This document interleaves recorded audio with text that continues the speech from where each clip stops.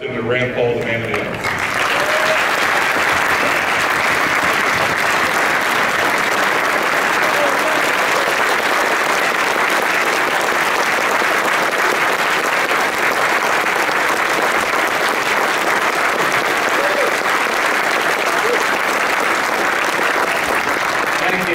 Thank you for inviting me. The first thing I'll say is you can't believe everything you read on the internet. Yesterday, I woke up and I looked at a story and it was supposedly about me, and it said, Rand Paul calls for the impeachment of President Obama over the lip-syncing by Beyonce. And I want to set the record straight, I'm actually in favor of lip-syncing. I think that if we could get our politicians to lip-sync to the words of the Founding Fathers, it would be great.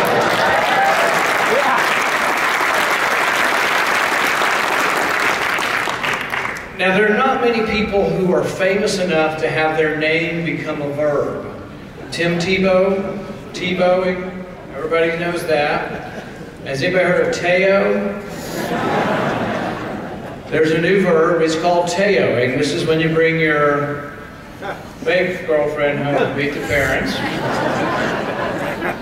I got to thinking about it, there would probably be some advantages to having a fake girlfriend. Dates would be pretty cheap. There wouldn't be much discussion about which movie you're going to see. And when it comes time to bring your girlfriend home to introduce her to your parents, you just send over her Facebook profile and they would be introduced to her Facebook profile. I got to thinking about it though, and I thought, you know what? Maybe we could have a fake president. So I was thinking, well, the good thing about that is they would have a profile and we could delete and change the things we didn't like. So we currently have a president who's creating massive and historic debt. We could just push the delete button. We have a president who loves nothing more than to raise taxes and squeeze more out of the economy. We could once again push the delete button. Now the thing is that I was thinking, well, maybe one advantage to having a fake president would be we could pay off, the fake president could pay off the debt with fake dollars. And then I got thinking, oh, that's what we're already doing. So I'm not sure a fake president will have much advantages. Now, I know when you or your kids go to school, they tell them they can't pray. It's a public place. We have a prayer every day in the U.S. Senate. I still can't understand why the U.S. Senate, paid for by your tax dollars, is different than your schools. But you can't have a prayer in school, but we have one every day. About 100 years ago, the chaplain in the Senate was a man by the name of Edwin Hale, who was also a famous author. And he was asked, do you pray for the senators? And he said, well, I've met them, and frankly, I pray for the people.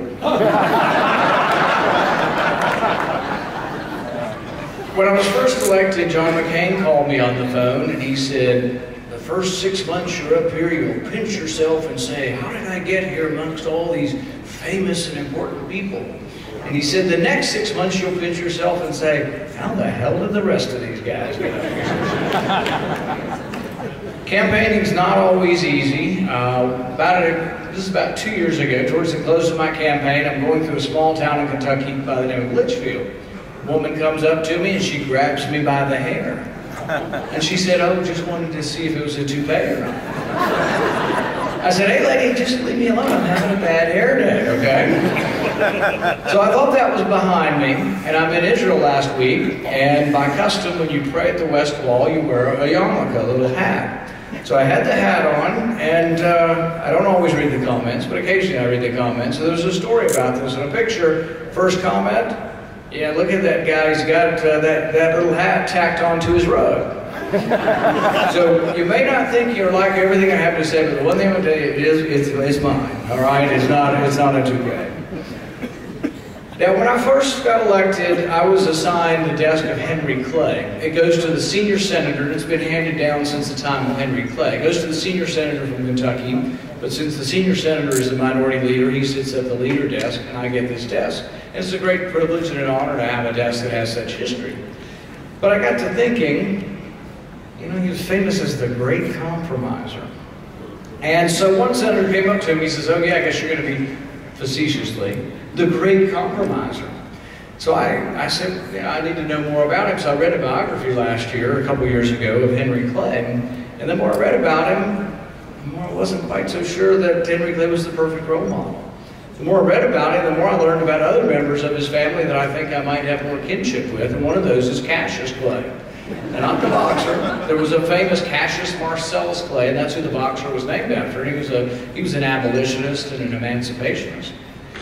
But as I read about Henry Clay, I think there are things that come to today's politics. It's about compromise. Everybody says, we must compromise. Compromise is the answer.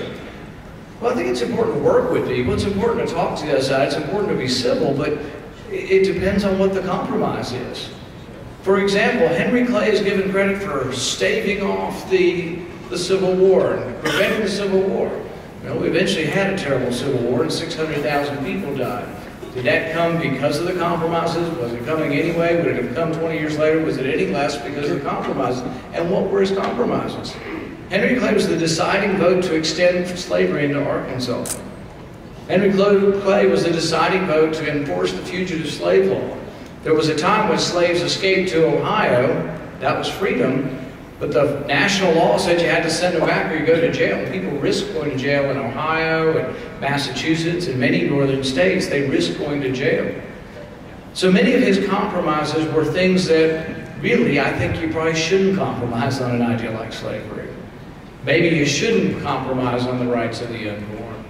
Maybe you shouldn't compromise on certain things that are destroying this country. Are there compromises? Yes, there are compromises. But as I was reading about Henry Clay, I came upon his cousin, Cassius Clay.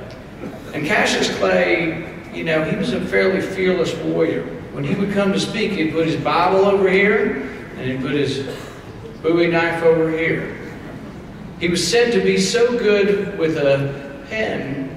His weapons of choice were the pen and the Bowie knife. He was said to be so good with the pen that he often had recourse to the second, his Bowie knife. He angered people. People got upset with him. Sometimes when you ask questions to certain secretaries of state, people get mad at you.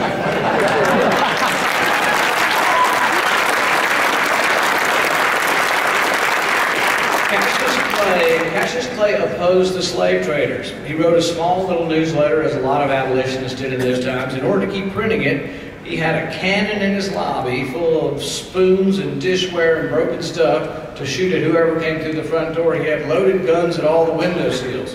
He lived in a dangerous time. One night he's walking home and he gets bushwhacked by the Turner boys, Squire Turner and his boys, and they were slave traders.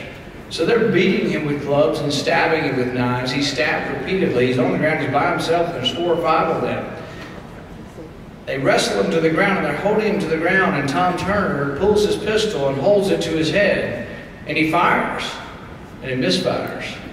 He fires again, and it misfires at point-blank range. The 3rd time as he fires and it misfires, Cassius Clay pulls his knife, guts the boy, and he dies, and the rest of them run.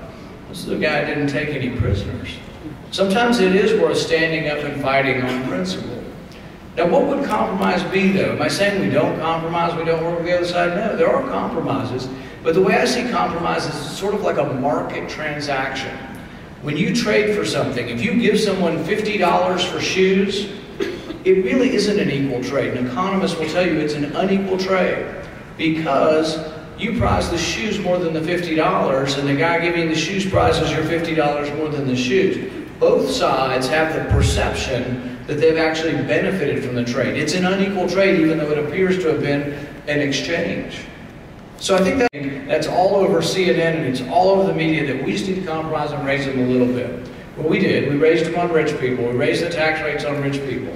Even if you think that's a good idea, even if you want to raise tax revenue, it's not going to work. It's the wrong idea. When you raise tax rates, you often get less revenue.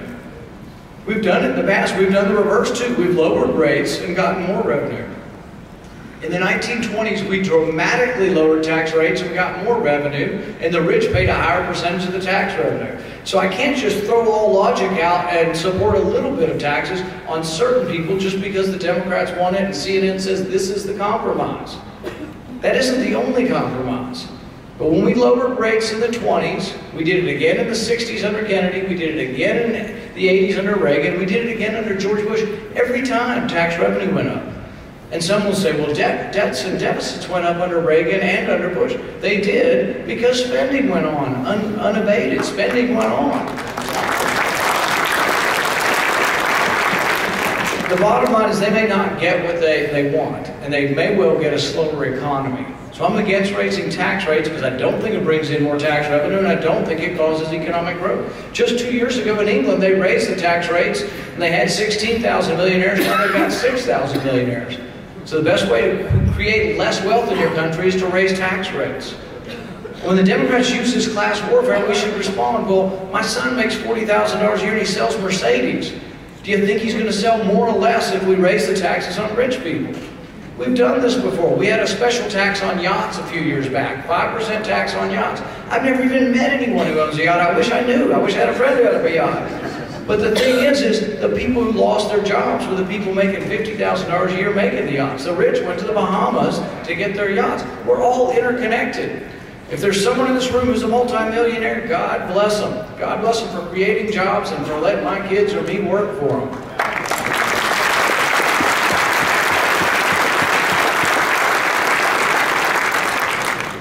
It isn't the American way to hate your neighbor. It's not the Christian way to hate, covet, or envy your neighbor.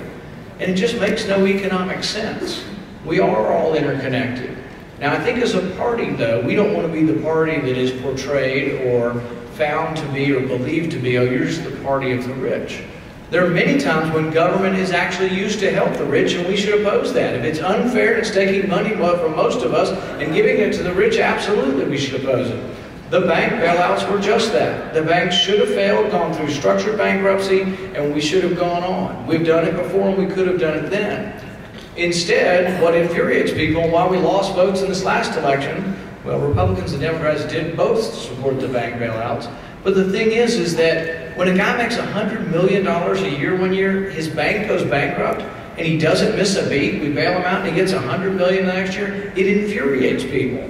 So the interesting thing is people say, is there a similarity between the Tea Party and the Occupy Wall Street? Absolutely. They're both angry about crony capitalism. They're angry about government giving special favors to rich people.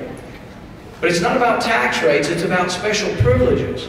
Look at what President Obama's done. He spent 2 years, he probably spent 4 years bashing rich people and said they're not paying their fair share. Meanwhile, what is he doing with government? He's using it to give favors to his rich friends.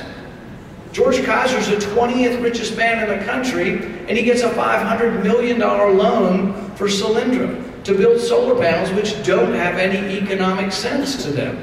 They would not survive in a real marketplace. They're not even surviving in a subsidized marketplace.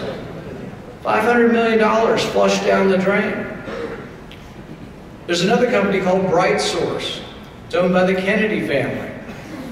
I don't know a lot about high finance, but their gross revenue was $13 million, and they got a $1.8 billion loan from you. I don't know if it had anything to do with their name being Kennedy. Call me cynical, but I think it might. It's actually worse than that. When Solyndra got their loan, the attorney that got the loan for Solyndra, wife or husband, I can't remember which, worked in the Department of Energy approving the loans. Same thing with the Kennedy loan. Kennedy had a group called Vantage Partners, and one of the people who worked for that group now works in the DOE and had something to do with approving the loans. So we can't let them get away with saying, oh, we're the party that just wants to help rich people, they're the party of the middle class, when they're the ones using the apparatus of government to use and help their cronies and their buddies and their rich friends. We have to get the message out there. Now some will say, well, how could we cut any spending? We've cut so much, there's nothing left to cut. I'll give you a few items where we might get started. Last year we spent $3 million to study monkeys on methamphetamine. I'll go ahead and just give you the short story. Monkeys act crazy. I think we probably could have surmised that without $3 million. We spent $300,000 last year on a robotic squirrel that wouldn't wag its tail to see if a rattlesnake would strike a squirrel that doesn't wag its tail. They couldn't get any real squirrels to volunteer and not wag their tail. So for $300,000, we can tell you now that the rattlesnake will strike the squirrel that's not wagging its tail. Even a robotic squirrel. $300,000. We spent $500,000 last year developing a menu for Mars. And this, if you've got any college kids that are laying around your house and loafing and you want to put them to work, this is a great job for them. $5,000 stipend. The study was performed in Hawaii. And I don't know if your kids will qualify or not. They have to like food to go on this trip. So they went and they spent $500,000, and they discovered that if we do colonize Mars, and when we do, then these college kids decided that probably pizza should be on the menu. You know, it's a sad state of affairs. That's three. There's hundreds of thousands of others. One I brought up with Secretary Clinton the other day, and I know she didn't know this. She was saying, "No, I can't read all my cables." So I gave her a couple of examples of things she probably didn't read, but I also told her there was no excuse for her not reading the cables from Libya.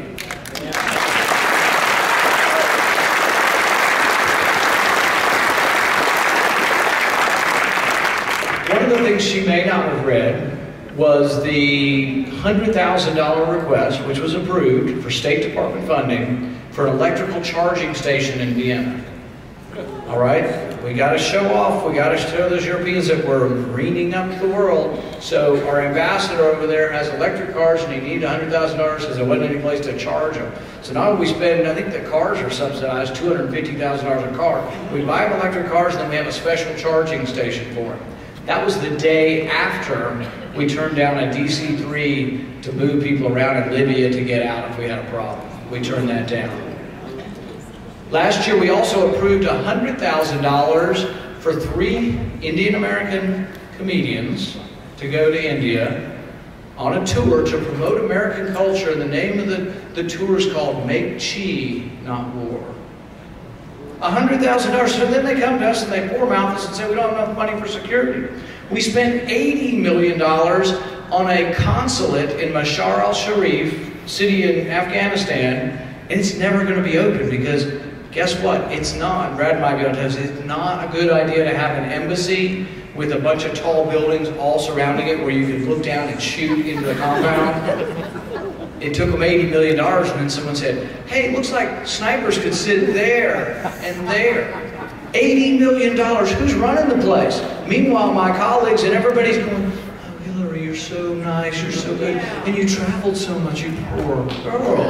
Yeah. You know, the thing is I don't question her motives as an American. I don't question that she's patriotic, and I think that's wrong. We disagree on things. The three of us might not agree on every issue. I will not ever question someone's motives, Republican or Democrat, whether they're patriotic. Even the president, I think he wants what's best. I just disagree with everything that he's for.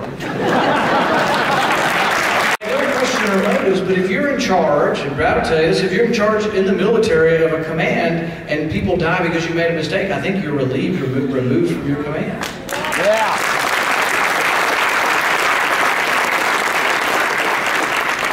We had a review board that looked at the embassy in Benghazi, and the review board had 64 recommendations, all common sense and all likelihood good recommendations.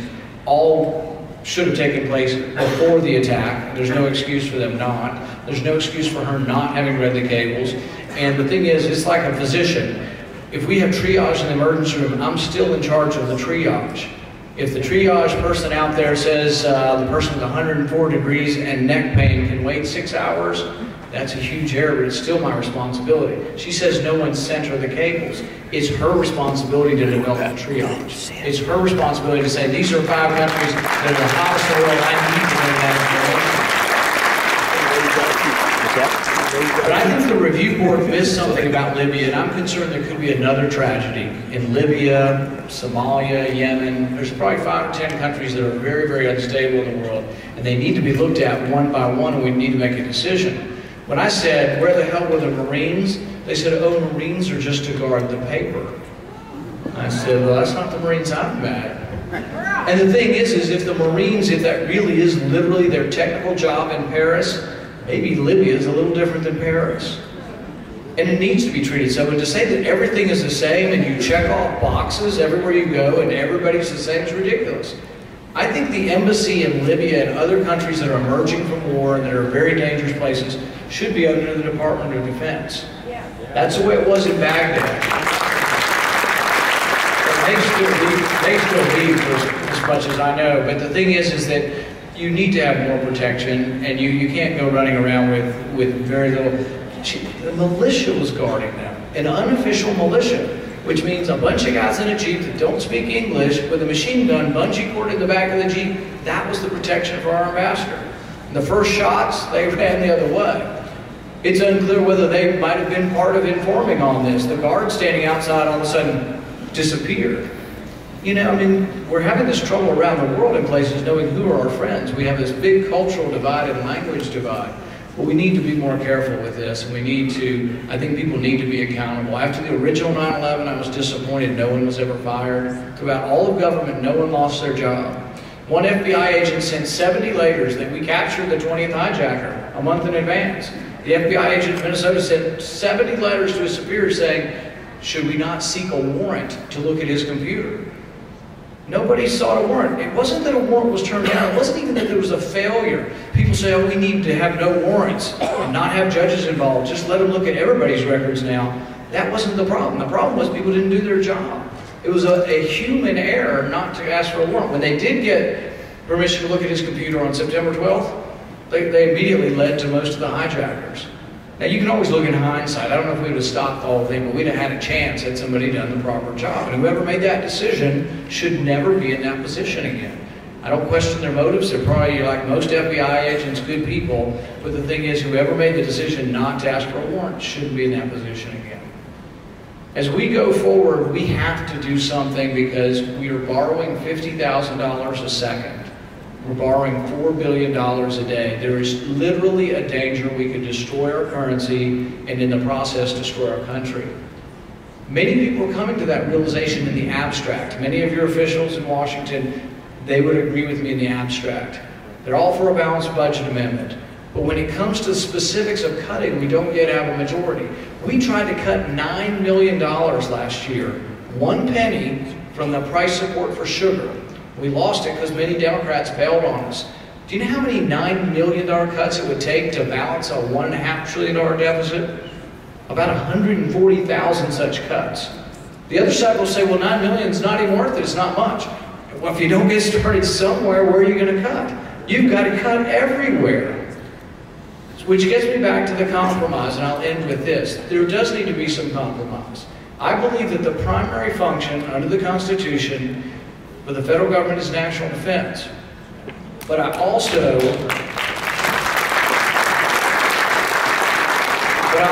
believe there's room for savings in the military, and that's my compromise from my side. Our military budget currently equals the next 14 countries' budgets combined. So you have to put in perspective, we spend a lot of money compared to the rest of the world. We need to base our spending on our defense. We need to base it on what weapon systems we need and what is appropriate. But we shouldn't see it as a Keynesian jobs program. And often we say, and that's where the hypocrisy comes in, we criticize the Democrats for jobs programs, but then we come home and say, well, we got to protect these defense industry jobs. If we need the weapon, we protect the weapon system. If we don't need the weapon, we don't do it as a Keynesian jobs program. But there is room for cutting in the military. But the compromise has to be, the other side has to acknowledge that we have to cut and we have to restrain and reform entitlements. 2/3 of your budget's entitlements and interest. It's growing so rapidly that over the next decade it will occupy everything.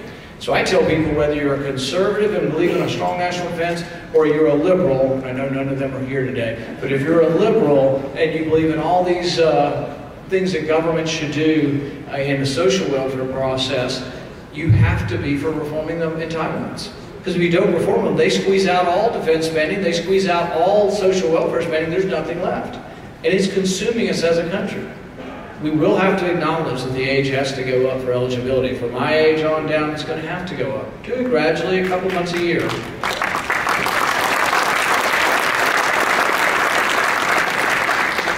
The other thing's a little more fundamental, and people have resisted for a long time, but I think we have to means test both Medicare and Social Security. I've done pretty well in my career, and I'm willing to take a little bit less Social Security, and I'm willing to pay a little more for my Medicare. People say, oh, I paid all these years for Medicare, I want mine, I deserve it.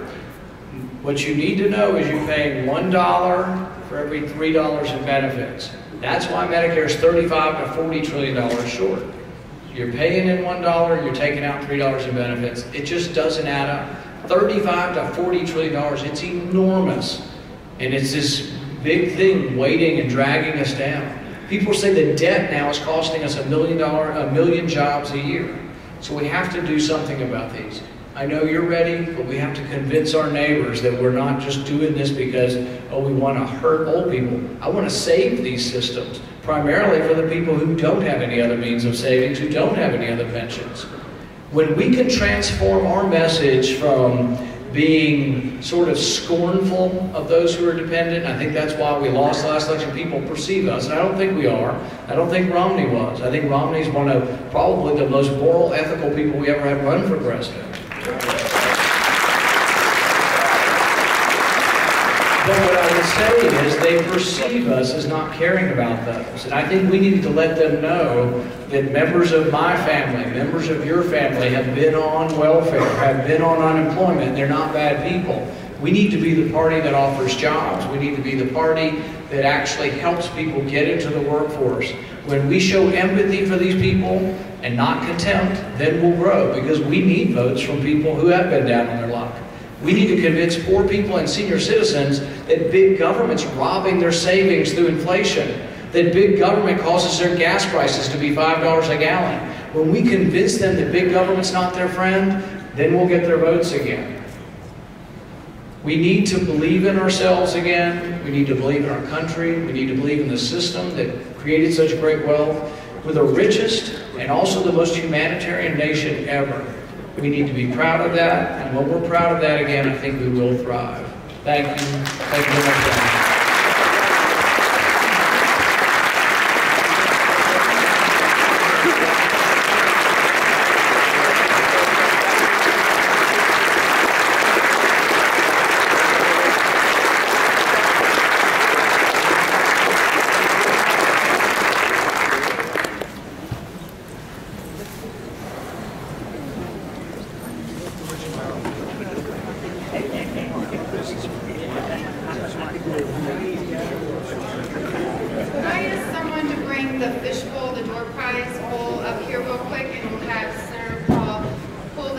While we gather all the Q&A, and then we'll get to that. Obamacare be defeated. I got in a little trouble for saying that I still think it's unconstitutional.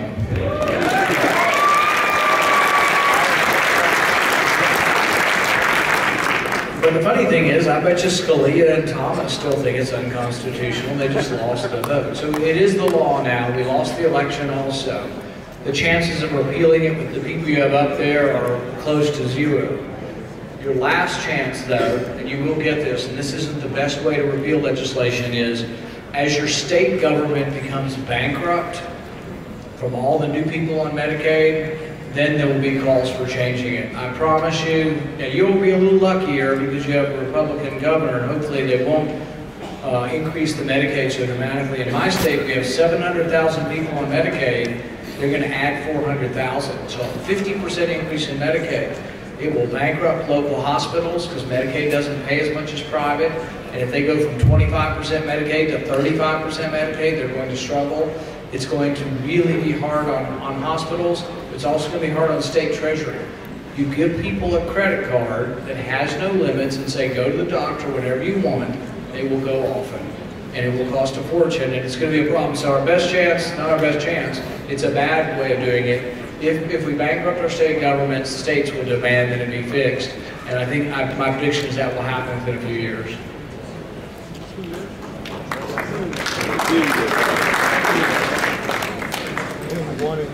This is not a question, but thanks for your support of our Second Amendment rights.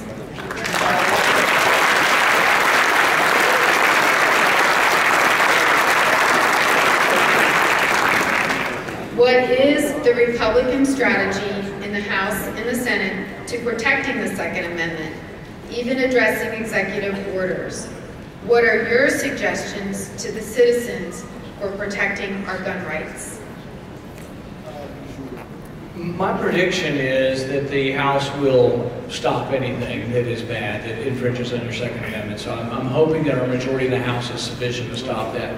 In the Senate, we might even have a chance in the Senate. There's a chance Harry Reid backs down from even putting this forward, because we have 6 Democrat senators coming up for election next time in 2014 who are in states that President Obama got less than 40% of the vote, 40% or less. So we have some Democrat senators in some very conservative states. So I predict we will stop it. I'm a little worried about his executive orders. Yesterday there was a ruling that came down that said his recess appointments don't have to be called.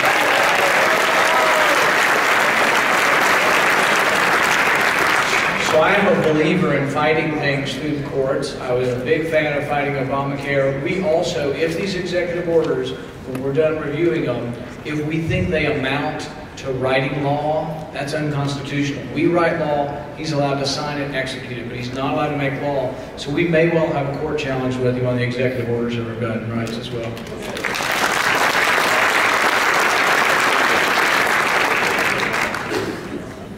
In light of your criticism of foreign aid, what is the optimal way to continue our strategic alliance and friendship with the State of Israel? What I would start with is, why don't we start with ending foreign aid to those who are burning our flag and January 6th.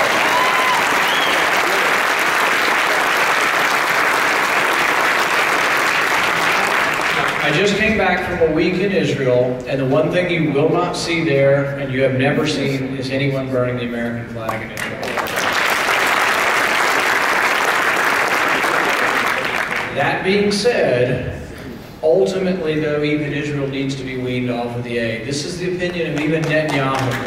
Netanyahu said in '96, when he came to our country, that their independence is somewhat stifled by being dependent on our aid. They have to take the money we give them, and they have to buy our weapons, so it keeps their defense industry from growing as much, and they probably need more domestic defense industry. And ultimately, they shouldn't have to ask our permission to defend themselves. They shouldn't have to ask our permission to build neighborhoods.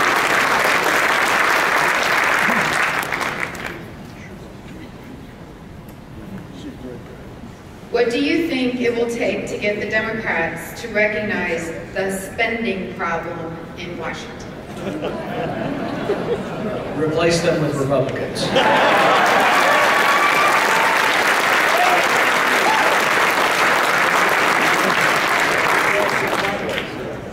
Can we separate constitutional issues from social issues? This is where we feel Republicans are really hurting. You know, it's a difficult question. You know, the vast majority of this room probably is pro-life. I am pro-life. Well, we do have to understand we need to have people in our party who may not agree with us on everything, who may not agree that it's a federal issue versus a state issue versus a local issue, who may be personally against but not for legislation. And I'm not saying you have to compromise what you believe in, but we probably do need a bigger party. The same way goes with things like gay marriage. I'm for traditional marriage, but there's going to be an ultimate time when we have to have a little bit of hands-off on some of these issues and get people into the party to make a difference.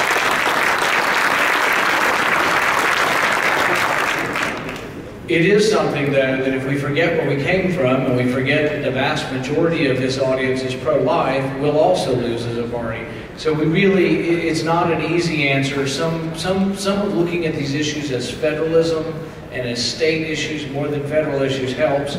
And in some ways, really, Roe v. Wade was a federalization of an issue that was always a state issue. And so there are a lot of ways around this. We haven't been getting very far with a lot of those issues anyway. So I think what we need to do is also continue to try to change people's attitudes as well as try to change the law. Thank you.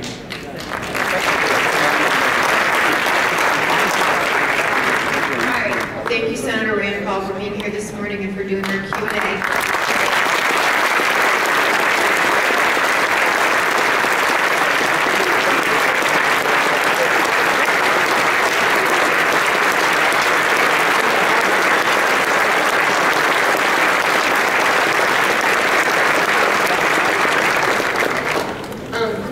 what we would like to do first, the Northeast Hamilton County Republican Club would like to thank Virgil Lovett, who served as Sharonville's mayor for the past